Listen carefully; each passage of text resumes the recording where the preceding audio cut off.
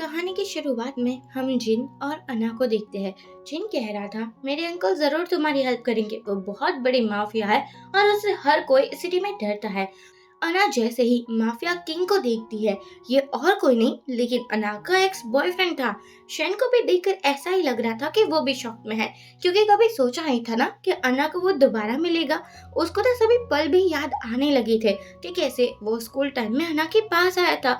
वो तो हेल्प करना चाहता था, लेकिन अना ने कहा था मैं तुमसे ब्रेकअप करना चाहती हूँ, मुझे तुमसे कोई लेना देना नहीं है, क्योंकि तुम्हारे पास कुछ भी नहीं है, तुम तो एक नाजायज बेटे हो और मैं तुम्हारे साथ भला क्यों ही रिलेशन रखूंगी।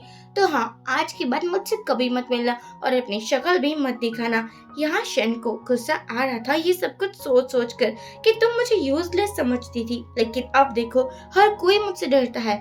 वो पूछता है बताओ मैडम आपको क्या चाहिए, क्या सेवा कर सकता हूँ आपकी। जिन कहता है पता है अना के जो पापा है ना उसने लोन ली थी, और जो लोन शार्क वाले है ना वो उसको लेकर चले गए हैं, एड्रेस भी पता नहीं है। और अना ने मुझसे प्रॉमिस किया है अगर मैं उसकी हेल्प करूंगा तो वो मेरे साथ शादी कर लेगी। अब ये सुनकर तो शेन को गुस्सा आ जाता है कि तुमने मुझे रिजेक्ट किया और मेरे इस फटीचर नेफ्यू से तुमने हाथ मिला लिया। उसके साथ शादी वादी की प्लानिंग्स भी सेट होने लगी है। अना बोलती है आप मुझसे कुछ भी कह सकते हैं, आपकी मैं सभी डिमांड्स पूरी करूंगी, लेकिन प्लीज मेरे पापा को बचा लीजिए। शैन इशारा करता है मेरे क्लोज आओ, और अना वही करती है। शैन स्मोक करते हुए अना के कान में बोलता है तुम मेरी सभी डिमांड्स कंप्लीट करोगी। बेबी डॉल क्या तुम खुद को सौंप सकते हो मुझे, आई मीन तुम खुद को सेल कर सकती हो क्या, मुझे तो तुम्हारे अलावा और कोई दिखता ही कहाँ है। ये सुनकर अना हैरान हो जाती है और वह समझ चाहती है कि शन ने अभी तक उसको माफ नहीं किया, वो रिवेंज लेना चाहता है। जिन बोलता है कि आप तो इतने बड़े गैंगस्टर हो। जिन कहता है आपसे सिटी में बच्चा बच्चा डरता है, तो क्या आप अना की हेल्प नहीं कर सकते हो। शन मना कर देता है नहीं कर सकता, क्योंकि मैं किसी के बिजनेस में ना टांग नहीं अड़ाता। जिन फिर भी रिक्वेस्ट करता है। अना कहती है कोई बात नहीं ना, अगर ये हेल्प नहीं करने चाहते तो हमें ज्यादा नहीं कहना चाहिए। जिन अना को पकड़कर कहता है तुम टेंशन मत लो, होने वाले ससुर जी को बचा ही लूंगा। ये सबको देखकर शैन कहता है वाह वाह क्या बात है, तुम मेरे फटीचर नेफ्यू और तुम किसी की क्या ही हेल्प करोगे। ये सुनकर जिन अना को लेकर यहाँ से चला जाता है। शैन सोचता है तुम इतने सालों से मुझसे भागती रही, लेकिन अब नहीं, तुम्हें मेरे तक खुद ही आना होगा और तुम मुझे मना भी नहीं कर पाओगी। कार के अंदर तो जिन को गुस्सा आ रहा था, क्योंकि उसको पता था कि अंकल जिन को इतना लाइक नहीं करते, लेकिन फिर भी वो ट्राई करना चाहता था सिर्फ अना की वजह से।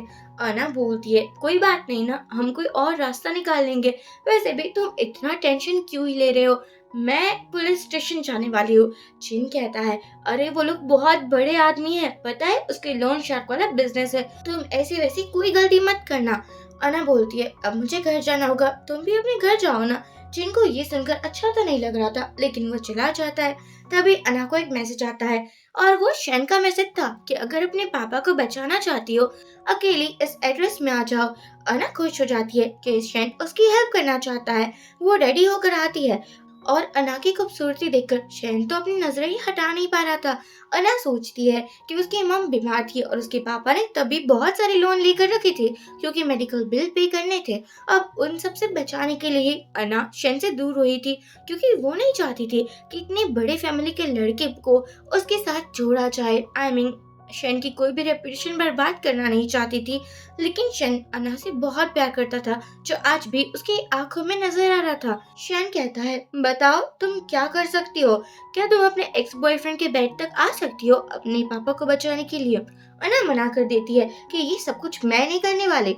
शैन अना को क्लोज करता है और बोलता है जिनके साथ तो तुम बहुत करीब होकर बात कर रही थी, तो मुझ में क्या खराबी है। वो उसको पीछे करता है और उसका मुंह पकड़ लेता है कि अब तुम मेरी हो तो मेरी बनकर रहो, मैं तुम्हें किसी के पास जाने नहीं दूंगा।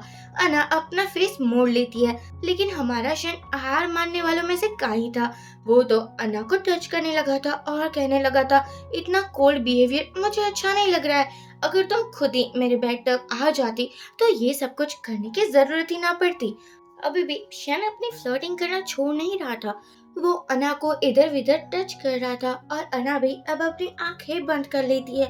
अब शैन को फील होता है कि वो ये गलत काम नहीं कर सकता और वो अना को कहता है कि तुम कुछ ज्यादा ही अच्छी डॉटर हो और तुम अच्छी गर्लफ्रेंड नहीं बन पाई। वैसे मैं प्रॉमिस करता हूँ कि तुम्हारे पापा को कुछ नहीं होने दूंगा, लेकिन उसके बाद मैं तुम्हें इतनी पनिशमेंट दूंगा, तुम्हारा जीना हराम कर दूंगा। देखो, अगर तुम खुद अपनी मर्जी से मेरे पास आती ना तो इतना ज्यादा क्रूअल मैं ना होता, लेकिन क्या करूँ, तुम तो मानती ही नहीं हो। ये सुनकर अना चुपी रहती है क्योंकि उसको पता था कि जब उसने ब्रेकअप किया था तब शेन कुछ ज्यादा ही हर्ट हुआ था और अब वो रिवेंज लेना चाहता है। लेकिन फिर भी अपने पापा की खातिर वो बोलती है कि तुम मेरे इंसल्ट कर सकते हो लेकिन मेरे पापा को बचा लो। शेन कहता है हाँ क्यों नहीं, वैसे आज रात तुम्हें मेरे घर पर ही रहना होगा, मैं नहीं चाहता कि तुम उस जिन से दोबारा मिलो। ये सुनकर भी अना कुछ नहीं बोलती। अब उसको तो शेन की सभी कंडीशन माननी थी ना। अब हम देखते हैं अगले दिन अना वेट कर रही होती है अपनी पापा का, तभी उसके पापा आते हैं। अना जाकर कहती है पापा आप ठीक तो हो ना। पापा बोलते हैं ऑफ कोर्स मैं ठीक हूँ, सॉरी मेरी वजह से तुम्हें कुछ ज्यादा ही परेशानी हो रही है। मैंने वो लोन तुम्हारी मॉम के हॉस्पिटल बिल्स के लिए लिए थे, मुझे माफ कर देना। यहाँ अना अपने पापा को हक कर लेती है। शैन कहता है क्या बात है, तुम दोनों की ऐसी बातें सुनकर तो मैं इमोशनली हो गया। बाप बेटे का प्यार, रोना आ चुका है मुझे। पापा कहते हैं ये कौन है। अब यहाँ पर शैन कहता है कि मैंने आपकी वाइफ का ऑपरेशन भी करवा दिया है और हाँ वैसे मैं आपकी बेटी का क्रेडिटर हूँ। ये सुनकर पापा हैरान हो जाते हैं। अना बोलती है ये वही मैन है जिसने हमारी हेल्प की है। पता है पापा, अगर ये नहीं होते तो आप यहाँ पर मेरे सामने ना होते। अब पापा भी बोलते हैं कि आपके ऊपर हमारा फेवर है, मैं कभी भी आपको रीपे कर सकता हूँ, बहुत ज्यादा शुक्रिया आपका। शैन बोलता है आपको कोई भी एहसान चुकाने की जरूरत नहीं है क्योंकि अना उसके लिए काफी है। पापा कहते हैं ये तुम क्या बकवास किए जा रहे हो।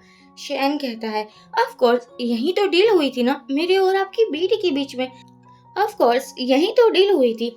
अब शैन और कुछ कहता उससे पहले अना बोलती है ये मुझे कुछ ज्यादा नहीं करना है, बस मैं जॉब करने वाली हूँ। ये सुनकर पापा चले जाते हैं। यहाँ शैन पास में आकर कहता है कि तुम अपने फैमिली के लिए ना कुछ ज्यादा ही लॉयल हो, लेकिन ये देखकर मुझे अच्छा लगा। अना बोलती है मेरी फैमिली मेरी वीकनेस है, इसका तुम फायदा नहीं उठा सकते हो। शैन अना के कुछ ज्यादा ही करीब आ चुका था। वो बोलता है ये सब कुछ तुम्हारी एबिलिटी पर डिसाइड होगा।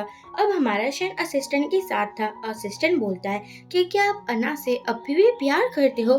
शैन को याद आता है कि अना की मॉम के हॉस्पिटल बिल के लिए शैन बॉक्सिंग किया करता था। बॉक्सिंग मैच में वो पार्टिसिपेट करता था और उस बंदे ने भी कहा था तो कितने ज्यादा लॉयल बॉयफ्रेंड हो ना। अब यहाँ पर शैन तो पैसे देने के लिए आया था, लेकिन अना ने तब ब्रेकअप कर लिया था। शैन कुछ ज्यादा ही हर्ट हो चुका था। उसके कुछ सालों के बाद शैन की मॉम भी चल बसी थी और शैन की जो फैमिली थी उसमें से तो कोई भी शैन का था ही नहीं। उसके पापा, उसकी चाची, चाचा, इवन के बड़े पापा, हर कोई यहाँ पर शैन को नफरत करते थे क्योंकि वो एक नाजायज बेटा था। लेकिन शैन को पता था कि उसकी मम की डेथ ऐसे ही नहीं हो सकती है। यहाँ हर कोई ब्लेम करने लगा था और जो एक व्हीलचेयर पर बैठा हुआ था वो भाई बोलता है कि अगर मैं ठीक होता ना तो शैन कंपनी का प्रेसिडेंट मैं ही बनता। यहाँ हर कोई शैन को नफरत से देख रहा था और इसी वजह से शैन ने अपने पास इतनी पावर इकट्ठी कर ली थी। उसके कनेक्शन इतने हाई बन चुके थे तो अब उसके कनेक्शन इतने हाई बन चुके थे कि अब तो कोई शैन के सामने देखता भी नहीं था क्योंकि वो माफिया किंग जो बन चुका था। यहाँ शैन के घर पर अना खाना बना रही थी क्योंकि शैन ने उसको ये काम जो कहा था। अना सोचती है इसके चक्कर में पता नहीं मुझे क्या क्या करना पड़ रहा है, पता नहीं मैं कब यहाँ से फ्री होगी। तभी उसको जिन का मैसेज आता है और वो आंसर देती। पीछे से शैन कहता है किसका मैसेज आया है।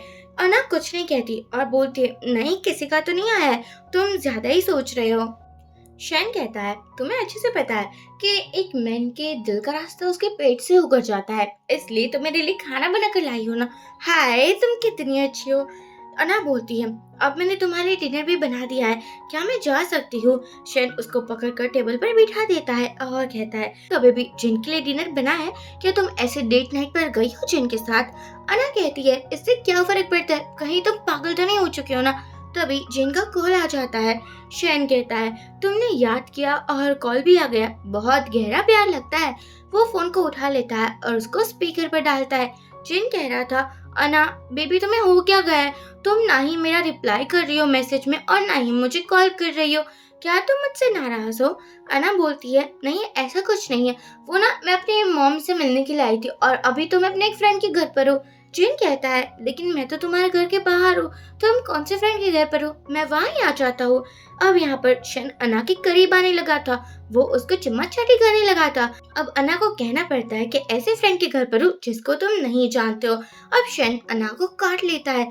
जिन बोलता है, तुम किसके साथ हो? मुझे तुम पर डाउट हो रहा है। कहीं तुम्हारा बाहर कोई बॉयफ्रेंड तो नहीं है ना? अना मना कर देती है, नहीं नहीं, यहाँ पर एक कॉकरोच था और उसकी वजह से ही मैं डर चुकी थी। तुम मेरी ना ज्यादा फिक्र मत ही किया करो। अब उसने कॉल भी कट कर दिया था और वो शन पर गुस्सा करती है कि ये सब कुछ तुमने जानबूझकर किया है ना? ये सब कुछ कर कर तुम्हें क्या ही मिल जाएगा? शन कहता है, मुझे तुम पर दया बिल्कुल भी नहीं आ रही है। वैसे भी तुम मुझे छोड़कर गई थी, ये तुम्हारी पनिशमेंट है। तो अगर तुम मुझे छोड़कर ना जाती ना तो अभी मेरी दुनिया थोड़ी अलग होती। मैं इतना ज्यादा क्रूअल ना बनता। तुम्हारे साथ एक अच्छी खासी फैमिली होती। अब यहाँ पर अना का मुंह पकड़ता है और उसके फिर से करीब आने लगा था। तब असिस्टेंट आकर बोलता है कि आपका नेफ्यू आपसे मिलने के लिए आया है। शैन कहता है, तो फिर उसको अंदर भेजो ना। अब यहाँ पर जिन आता है और बोलता है कि क्या यहाँ पर रहना है? शैन बोलता है, तुम्हारी गर्लफ्रेंड मेरे साथ भला क्यों ही होगी? आप इतने सारे लोगों की मदद करते हो जिसको हेल्प की जरूरत है, तो फिर आप अना की क्यों नहीं कर रहे हो? एक्चुअली अना टेबल के नीचे थी और शेन अभी भी उसके साथ फ्लर्ट कर रहा था और डेल वाली स्माइल भी कर रहा था। अना उसको मना करती है कि ऐसी वैसी ना कोई भी गलती मत करना। हाँ, लेकिन हमारा शेन कहाँ किसी की सुनने वालों में से था। जिन कहता है, आप कहाँ देख रहे हो? शेन बोलता है, मैंने यहाँ पर कोई आश्रम तो खोला नहीं है कि मैं किसी की भी हेल्प करता फिरूंगा। वैसे मैं तुम्हारी फैमिली को बिल्कुल लाइक नहीं करता, तो फिर तुम अपना मुंह उठाते हुए बार बार क्यों आ जाते हो? जिनकी ऐसे ही इंसल्ट होती है, लेकिन जिनका मुंह बन जाता है। अब शैन तो उसकी और भी इंसल्ट किए जा रहा था कि अगर उसको हेल्प की जरूरत है तो तुम्हारे साथ क्यों नहीं आई? तुम उसके बदले क्यों आ चुके हो? जिन अब दूसरी तरफ देख रहा था और अना सोचती है इसको पता नहीं चलना चाहिए कि मैं यहाँ पर हूँ। वो थोड़ी अपसेट हो चुकी थी और शेन को ये फेस बिल्कुल अच्छा नहीं लगता। वो जानकर अपना सामान गिराता है और कहता है, क्या मुझसे ब्रेकअप किया था तभी भी इतनी ही अपसेट थी? या फिर तुम तो मजे कर रही होगी ना, क्योंकि मुझसे ब्रेकअप हो चुका था। और बाद में वो उसके क्लोज आकर चुम्मा चाटी शुरू हो जाता है। जिन बोलता है, आप इतनी देर से नीचे क्या कर रहे हो? क्या वहाँ पर कोई लड़की है? क्योंकि मैंने किसी लड़की की आवाज सुनी है। लड़की और मेरे घर में पागल हो चुके हो क्या? ऐसा हो ही नहीं सकता है। जेन कहता है, हाँ आप कह तो सही रहे हो। वैसे भी आप तो लड़कियों के आसपास भी रहना अच्छा नहीं लगता ना। कोई बात नहीं, मैं यहाँ से जाता हूँ। शैन कहता है, मेहरबानी आपकी।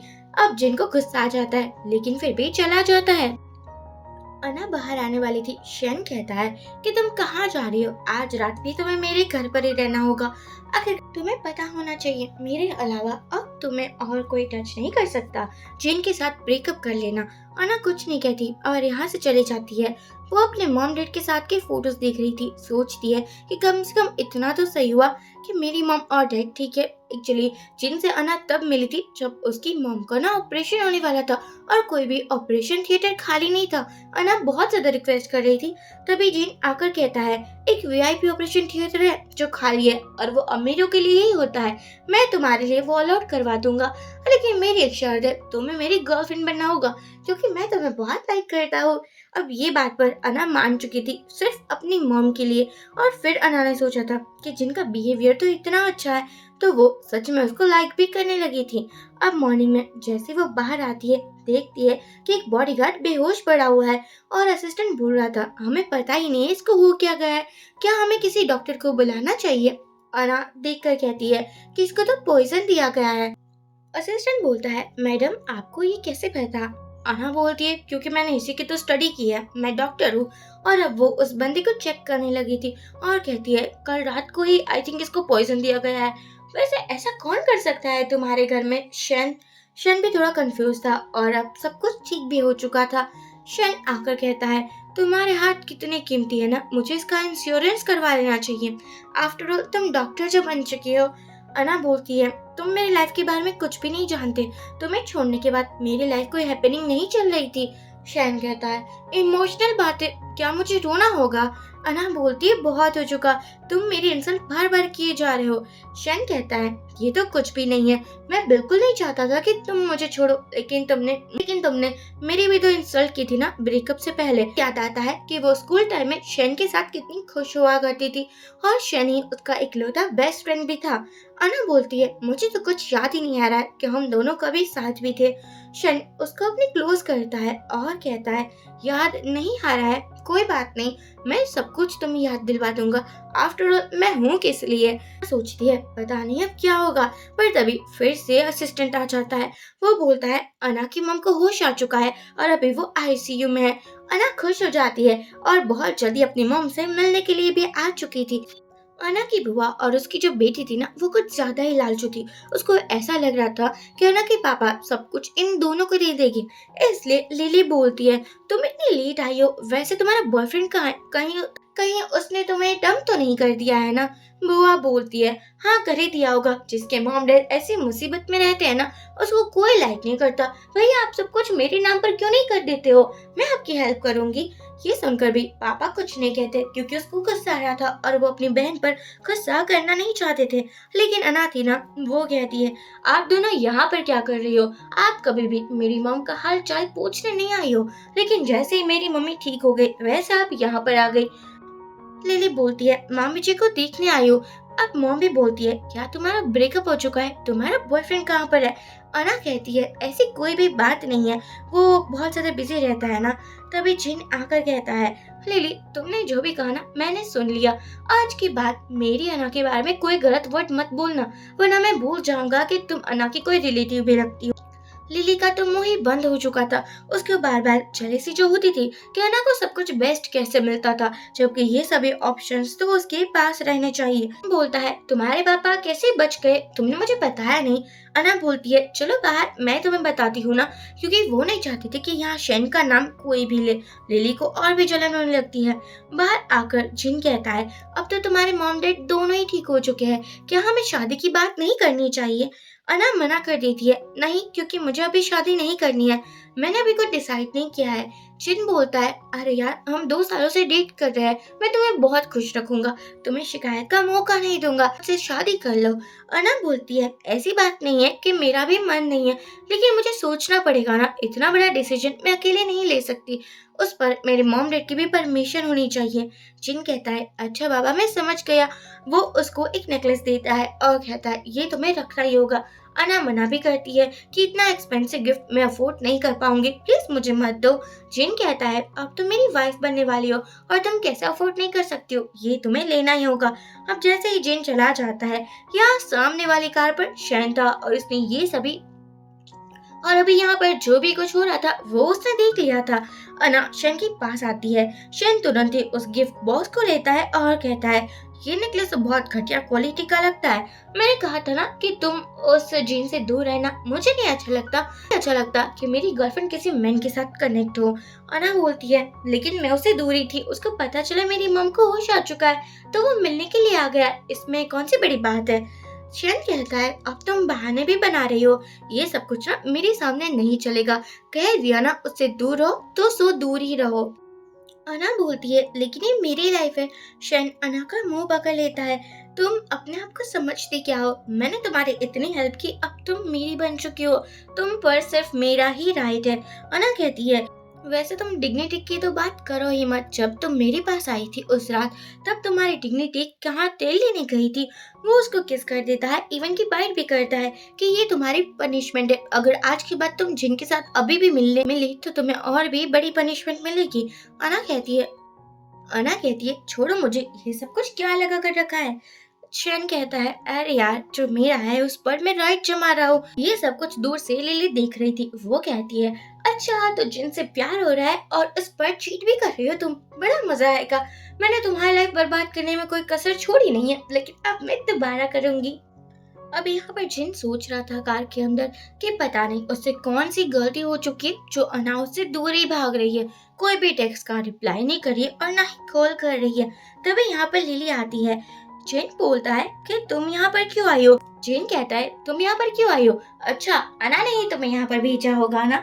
लिली मना कर देती है कि नहीं, ऐसी तो कोई बात नहीं है। एक्चुअली लिली अब अना का पर्दाफाश करना चाहती थी कि वो तो चीट कर रही है। वो कहती है एक्चुअली मुझे तुमसे बात करनी थी, 0061 ये किसकी कार का नंबर प्लेट है? ये सुनकर जिन थोड़ा सोचता है और कहता है ये तो मेरे अंकल का कार का है, लेकिन तुम क्यों पूछ रही हो? लिली सोचती है क्या बात है ना, तुमने माफिया किंग को अपने पीछे लट्टू कर दिया और ये जिन भी तो तुम्हारे ही पीछे पड़ा है ना। दुनिया की हर कोई अच्छी लड़की तुम पर ही क्यों लट्टू होते हैं? भला मुझ में कौन सी कमी है? लेकिन कोई बात नहीं, बहुत जल्दी तुम्हारी असलियत सामने आ जाएगी। वो कहती है एक्चुअली हाँ, तुम कह रहे हो वो तुम्हारे अंकल है, मैंने उसको और अना को साथ में देखा है और मुझे लगता है कि उन दोनों में कुछ चल भी रहा था। जिन कहता है कुछ नहीं चल रहा होगा, शायद अंकल ने अना की हेल्प कर दी होगी, तो वो तो ना थैंक यू वगैरह बोल रही होगी। ये सुनकर लिली कहती है ये कितना बड़ा बेवकूफ है, इतनी ज्यादा मैंने इसको हिंट दी फिर भी अना के पीछे ही लगा पड़ा है। यहाँ पर तो अच्छे से लिली को समझ पे आ ही चुका था कि जिन इतनी आसानी से बातों में नहीं आएगा। वो कहती है कि क्यों ना आज रात हम डिनर पर मिले, मैं अना को भी लेकर आ जाऊंगी और तुम अपने उस अंकल को लेकर आना। यहाँ पर लिली अना को लेकर आ रही थी। अना बोलती है तुम मुझको कहाँ लेकर जा रही हो? लिली कहती है तुम्हारे लिए एक सरप्राइज है, और यहाँ पर वो प्राइवेट रूम में आकर अना को धक्का दे देती है। वो तो हमारा शन था जिसने अना को बचा लिया था। अना शन के सामने देखती है और थोड़ी दूर हो जाती है। तभी जिन आकर बोलता है कि मैं वाइन लेकर आ चुका हूँ। अब ये सब कुछ देखकर अना समझ चुकी थी कि लिली ये जानकर कर रही है, और लिली सोचती है आज ना जिन को पता चल जाएगा कि तुम्हारी असलियत क्या है, फिर बड़ा मजा आएगा। अना बोलती है अरे यार मुझे पता नहीं था कि आज डिनर पार्टी है, एक्चुअली मुझे थोड़ा अर्जेंट काम है इसलिए जाना होगा। ये सुनकर जिन कहता है काम तो होता रहेगा ना, चलो बैठो मेरे पास। आजकल तुम अच्छे से कुछ भी नहीं खा रहे हो और ये चीज मुझे अच्छी नहीं लग रही है। शैन को तो और भी जलन होने लगी थी और लिली को मजा ही आ रहा था कि क्या मिर्च मसाला लगाकर मैं सभी को ये बातें बताऊंगी। अब यहाँ पर शैन बार बार अना के सामने देखे जा रहा था। जिन बोलता है हमारी शादी होने वाली है तो मेरे अंकल को तुम वाइन सर्व नहीं करोगी? अब अना बिल्कुल वैसा ही करती है, वाइन देती है। लेकिन यहाँ पर तो हमारे शन ने अना के पैर पर अपना हाथ ही रख लिया था। अब अना उसको हटाने की ट्राई कर रही थी क्योंकि वो नहीं चाहती थी कि किसी को पता चल जाए। जिन कहता है क्या हुआ है, लगता है तुम्हारे ड्रेस में वाइन गिर गई है, चलो हमें वॉशरूम में जाना होगा। यहाँ वो चला जाता है, लेकिन उसके पीछे पीछे शन भी जा रहा था। वो तुरंत ही आकर बोलता है तुम्हारी हिम्मत कैसे हुई उसके साथ शादी करने की? मैंने कहा था ना कि तुम मेरे साथ ही शादी करोगी अगर तुम्हें मन है तो। अना कहती है मैंने तो नहीं कहा था ना उसको ये सब कुछ कहने के लिए, उसने अपने मन से ही कह दिया और मैं उससे कोई शादी नहीं करने वाली हूँ। अब शन फिर से उसको पनिशमेंट देता है ईयर में बाइट कर कर और कहता है कि मैंने तो तुम्हें कहा ही था ना जिन से दूर रहना, लेकिन तुम कभी भी मेरी बात सुनते ही नहीं हो, तुम उससे ब्रेकअप कर लो। ये सुनकर अना थोड़ी कंफ्यूज हो जाती है और कहती है ओके। शैन कहता है अब मेरी बातें सुनती रहोगी ना तो फायदे में रहोगी, और वैसे मैं तुम्हें बता दूं जिनकी असलियत क्या है। वो जिनको कॉल करता है और पूछता है क्या सच में तुम उस अना से शादी करना चाहते हो? वो तो हमारे फैमिली स्टेटस से भी मैच नहीं होती है। जिन कहता है अंकल आपको तो पता ही है ना आपका नेफ्यू कितना बड़ा प्ले बॉय है, मैं तो उसको शादी की बात इसलिए कर रहा हूँ ताकि उसको अपने बैग तक ला पाऊँ, और वैसे भी वो ऐसी लड़की जो टच भी नहीं करने देती है, और शादी तो मैं उसी से करूंगा जिससे मॉम डैड कहेंगे, और अभी तो इसके बारे में मेरे मॉम डैड को भी कुछ पता नहीं है। अब अना को बुरा तो लग ही रहा था ना। शैन कहता है सुन लिया असलियत क्या है मेरे प्यारे नेफ्यू की? अना बोलती है ठीक है मैं ब्रेकअप कर लूंगी, तुम हैप्पी हो ना? शैन बोलता है ऑफ कोर्स मेरी जान, मैं कुछ ज्यादा ही खुश हूँ। हाँ, लेकिन वो उसको वार्न भी कर रहा था। तभी यहाँ पर लिली आ जाती है। ये लोग फिर से कहीं पर छुप चुकी थे। लिली सोचती है मैं वीडियो ही बना लेती हूँ, और यहाँ भी शैन फ्लर्ट के ऊपर फ्लर्ट किया जा रहा था। अना उसको दूर करने की ट्राई करती है। शैन कहता है तुम मुझे दूर क्यों कर रही हो? ये कितना ज्यादा थ्रिलिंग है ना, मुझे मजा आ रहा है। बाहर लिली सोचती है अच्छा तो इस प्राइवेट वॉशरूम के अंदर है ये दोनों, एक काम करती हूँ वीडियो ही बना लेती हूँ, सबको दिखाऊंगी और बड़े मजे लूंगी। वो अपना कैमरा ऑन कर लेती है और अना से कहती है तुम यहीं पर छुपी हुई हो ना? शैन अना को अपने क्लोज करता है और फिर क्या था शुरू हो जाता है। कुछ ज्यादा ही नोटी था। और यहाँ पर अना दूर करती है और कहती है कि अगर हम दोनों पकड़े गए ना तो फिर मेरी खैर नहीं है। लेकिन जैसे ही लिली डोर को ओपन करती है, वहाँ तो कोई भी दिखाई नहीं देता, क्योंकि वो तो गर्ल्स वॉशरूम के अंदर थी। बाहर आती है तो शेन बॉयज वॉशरूम के अंदर से आ रहा था। लिली समझ जाती है, हो ना हो अना भी यहीं पर होगी। वो अपना कैमरा लेकर जाने लगी थी। शेन कहता है, तुम कुछ ज्यादा ही शेमलेस नहीं हो? बॉयज वॉशरूम के अंदर कैमरा लेकर जा रही हो? लगता है कि तुम्हें बॉयफ्रेंड बनाने की बहुत जल्दी है। वो तो फोन भी तोड़ देता है। लिली कहती है, मेरे फोन को कुछ हो चुका है। शैन कहता है, अगर अपनी जान प्यारी है तो यहाँ से निकल जाओ। अब अना बाहर थी, तभी जिन आता है और कहता है, चलो माय शुगर भी, मैं तुम्हें अपने घर पर चलो मैं शुगर भी मैं तुम्हें घर तक छोड़ देता हूँ। लेकिन अब शन की बातें अना को याद आ रही थी कि जिनसे दूर रहना है, इसलिए बोलती है, नहीं नहीं, वो मुझे मेरे घर पे नहीं जाना, कहीं और जाना है, तुम मेरी टेंशन मत लो। जिन कहता है, तुम बहुत ज्यादा आजकल काम कर रही हो, मुझ पर भी तो फोकस करो, मैं तुम्हारा बॉयफ्रेंड हूँ और मुझे तुमसे शादी भी करनी है। अना कुछ नहीं कहती। उसकी कार की जाते ही यहाँ पर शन की कार आ जाती है। वो कहता है, तुम्हें तो मेरे घर पर ही रहना है ना, तो हमारी डेस्टिनेशन एक है, तुम मेरे साथ ही क्यों नहीं चलती?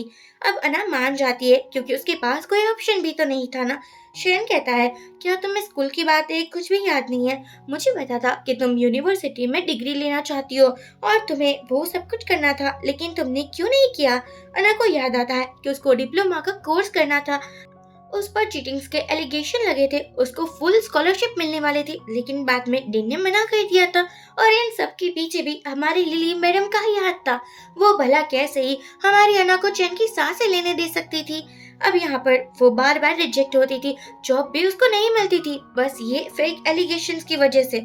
लेकिन अब अगले दिन शन अना को लेकर आ चुका था अपनी कंपनी में, और यहाँ पर आती है एक दूसरी हीरोइन जो कि शन को बहुत लाइक करती थी और एक साल पहले इसी कंपनी में वर्क भी करती थी।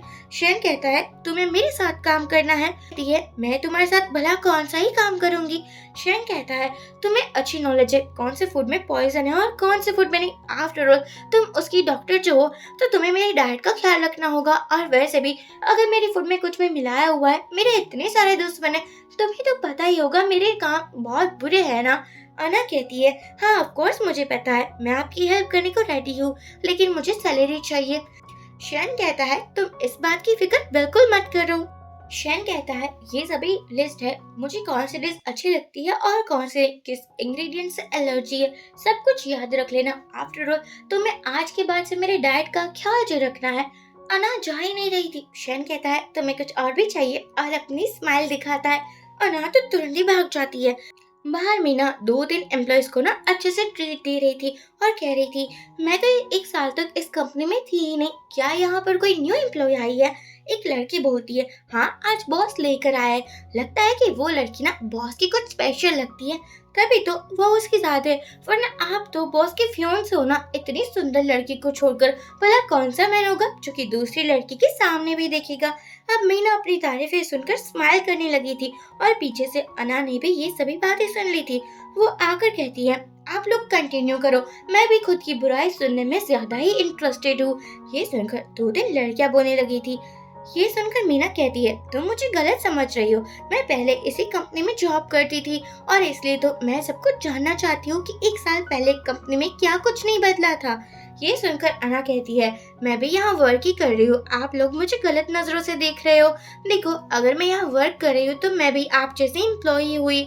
लेकिन एक लड़की कहती है कि तुम तो बॉस एक लड़की बोलती है, तुम तो बॉस पर अपने डोरे डाल रही हो और तुम एक एम्प्लॉय कैसे हुई? लेकिन अना चुप रहने वालों में से नहीं थी।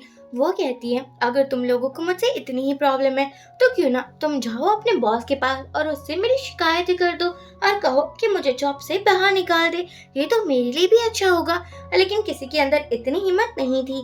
यहाँ पर मीना बोलती है कि मैं तुम्हें बता दूं कि मैं ना शन के फियांसे हूँ और अगर तुम मुझसे दूर नहीं हुई तो तुम्हारे लिए अच्छा नहीं होगा, मेरी फैमिली बहुत पावरफुल है। लेकिन अना फिर भी कुछ नहीं कहती और बोलती है कि तुम मुझे गलत समझ रही हो, मैं नहीं लेकिन शन ही है जो मेरे पीछे पड़ा हुआ है। तभी यहाँ पर शन आता है, अन्ना को अपने क्लोज करता है और बोलता है, तुमसे ज्यादा मेरे लिए कोई इम्पोर्टेंट नहीं है। वो उसको लेकर चला जाता है और मीना का मुंह ही बन चुका था। ऑफिस में आने के बाद अना बोलती है, मुझे तो पता ही नहीं था कि तुम्हारे एक फियांसे भी है। शन कहता है वो मेरी फियांसे नहीं है, वो सिर्फ मेरे पीछे पड़ी है। वो चाहती है कि मैं उससे शादी कर लूं, लेकिन मुझे तो वो एक आंख भी नहीं पसंद है। शन बहुत क्लोज आ जाता है और कहता है क्या तुम्हें जलन हो रही है क्योंकि मेरी एक बहुत प्रीटी फियांसे है। अना बोलती है नहीं ऐसा कुछ भी नहीं है। शन कहता है कि मैं बहुत ही जल्दी तुम्हारी मम का इलाज करवा दूंगा, उसका एक ऑपरेशन पेंडिंग है, तो मैं उसके लिए भी हेल्प करूंगा, सभी बिल्स भी पे कर दूंगा, पर बस तुम्हें मुझसे दूर नहीं जाना है, क्योंकि अना यहाँ पर जॉब नहीं करना चाहती थी। शन कहता है चलो अब जल्दी से मुझे मना लो, वरना फिर मेरा मूड बिगड़ जाएगा। अब अना बहुत प्यार से बातें करने लगी थी, लेकिन शन तो कुछ और ही चाहता था। आप देख ही सकते हो ना वो क्या चाहता था। अब हम देखते हैं अना शर्माते हुए बाहर चली जाती है। तभी उसको कॉल आता है, उसको जिनका कॉल आता है वो कहता है तुम कुछ ज्यादा ही बिजी रहने लगी हो, आज रात एक डिनर है, मेरे साथ आना। सब कुछ लिली ने सुन लिया था और वो तो एक खूंखार स्माइल करती है। यहाँ पर हमारी अना अपनी मॉम से मिलने के लिए आई थी। मॉम कहती है तुम्हारा बॉयफ्रेंड क्यों नहीं आया है। अना मना कर देती है कि मुझे वो अच्छा नहीं लगता है और वो मेरी टाइप का भी नहीं है, इसलिए मैंने ब्रेकअप कर लिया है। क्या आप दोनों को इससे कोई परेशानी है। मॉम डैड ज्यादा ही सपोर्टिंग थे। वो कहते हैं हमें भला कौन सी परेशानी होगी, तुम जिसमें खुश हो हम भी उसी में खुश है, हम तो तुम्हारे साथ है, तुम्हें टेंशन लेने की जरूरत नहीं है। यहाँ पर हम देखते हैं असिस्टेंट ने बता दिया था कि अना की मॉम की सर्जरी कंप्लीट हो चुकी है, लेकिन आज रात आपकी फैमिली में डिनर है और आपको भी वहाँ जाना होगा। शैन कहता है हाँ ऑफ कोर्स मैं जाऊंगा, आफ्टर ऑल मुझे उन सभी से बदला जो लेना है जिसने मेरी मॉम को ऊपर पहुंचाया है। मैं किसी को नहीं छोड़ने वाला, लेकिन एक सरप्राइज देना बनता है। यहाँ पर हम देखते हैं लिली भी इस डिनर पार्टी में थी। दादाजी और जिनकी मॉम लिली की ज्यादा ही तारीफें करते हैं क्योंकि उसकी और शन की शादी तय होने वाली थी। अना को ये सुनकर अच्छा नहीं लग रहा था, लेकिन लिली जानकर बोल रही थी कि शन तो सिर्फ मेरा ही है, किसी ऐसी वैसी लड़की को वो हो ही नहीं सकता, हमारी फैमिली को ज्यादा ही एलीड है। जिनकी मॉम बोलती है वैसे तुम तो जिनको कैसे पसंद आ गई ये मुझे समझ नहीं आ रहा। यहाँ पर हम मीना को देखते हैं जो कि अपनी वाहवाही कर रही थी और बोल रही थी नहीं नहीं आप लोग गलत समझ रहे हो, अना भी अच्छी खासी जॉब करती है, वो भी शन की कंपनी में। ये सुनकर मॉम बोलती है भला शन की कंपनी में कौन ही जॉब करेगा, उसकी सैलरी भी अच्छी है, लेकिन कितना खतरा रहता है। अना बोलती है आप लोगों को मेरी पर्सनल लाइफ में इतना इंटरफेयर नहीं करना चाहिए, मैं जो भी करूँ उससे आपको क्या लेना देना है। मीना बोलती है अभी से तुम्हारी जुबान इतनी चल रही है, हमारे रिच फैमिली में बहुत चुप ही रहती है। ये सुनकर तो अना को और भी गुस्सा आ चुका था। वो कुछ बोलती उससे पहले यहाँ पर शन आ चुका था। वो सभी को सरप्राइज देना चाहता था। दादाजी बोलते हैं तुम्हारी शादी मीना से फिक्स हो चुकी है, तो तुम बहुत जल्दी एक डेट लेकर एंगेजमेंट कर लो। शन कहता है आपने इसकी शक्ल भी देखी है क्या, मुझे ये बिल्कुल अच्छी नहीं लगती और शादी वादी तो मैं बिल्कुल नहीं करने वाला। अना बोलती है क्या बात है अंकल, आपने सही डिसीजन लिया है, इसकी शक्ल देखकर ही मैं समझ गई थी, 3-4 प्लास्टिक सर्जरी करवाई है, ये कोई नेचुरल ब्यूटी नहीं है। ये सुनकर तो मीना को और भी गुस्सा आ जाता है, लेकिन अना तो बहुत ही ज्यादा स्वीटली बातें कर रही थी। शैन कहता है मैंने तुम्हें कहीं तो देखा है।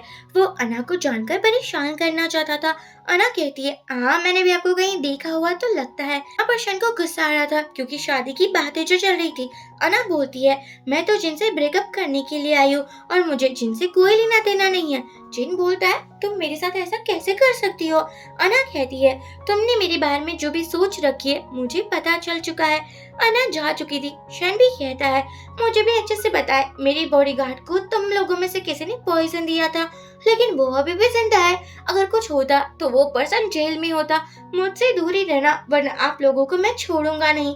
यहाँ पर जिन बाहर आता है और अना को कहता है कि तुम्हारा शैन के साथ क्या रिलेशन है, वो मेरे अंकल है, क्या तुम जानकर उसके साथ हो। शैन कहता है तुम्हारे पास जो भी कुछ है वो मैं छीन लूंगा क्योंकि ये सब कुछ मेरा ही है, तुम लोगों की फैमिली कुछ भी डिजर्व नहीं करती। चिन चिल्लाता रह जाता है, लेकिन शन तो जा चुका था। यहाँ पर एक्चुअली अना को चक्कर आने लगे थे क्योंकि मीना ने ड्रिंक में कुछ मिला दिया था।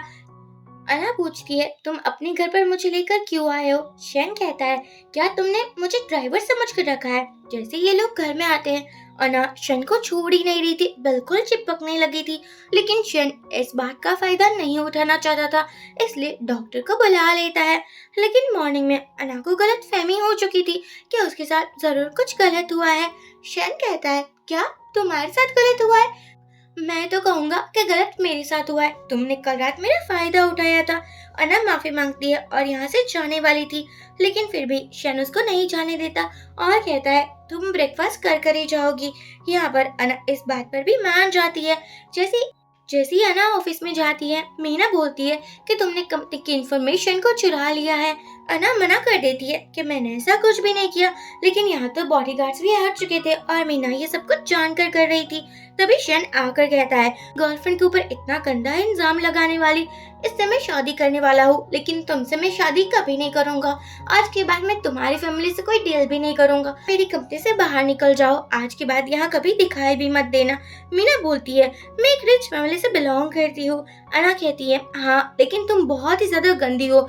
तुम्हारा नेचर तो गंदा है ही, लेकिन शक्ल भी गंदी ही होगी। तब तो तुमने इतनी ज्यादा प्लास्टिक सर्जरी करवाई है।